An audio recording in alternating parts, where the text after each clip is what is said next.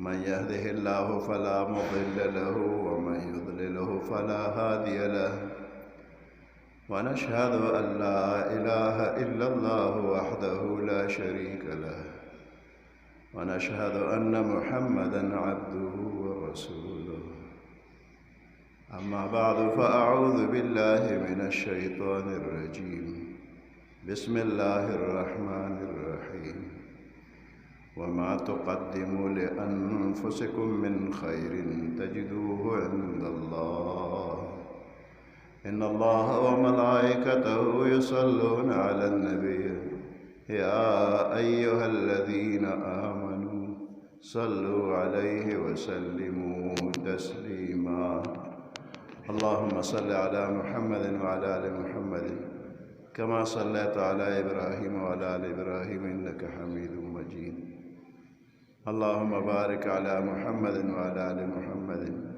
كما باركت على إبراهيم وعلى آل إبراهيم إنك حميد مجيد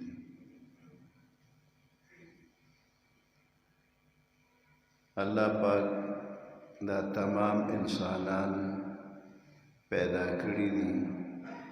او د دوی د هدایت دپاره 1,40,000 کم زیات پیغمبران دنیا ته الله رالیږلي دي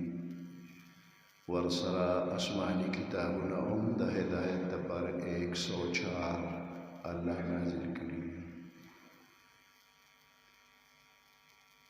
د انسان د پیدایش نه مخکې الله پاک فیصلې کړي دي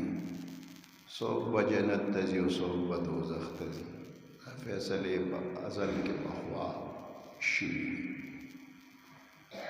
خو هر انسان ته د خپل تقدیر معلوم نه دی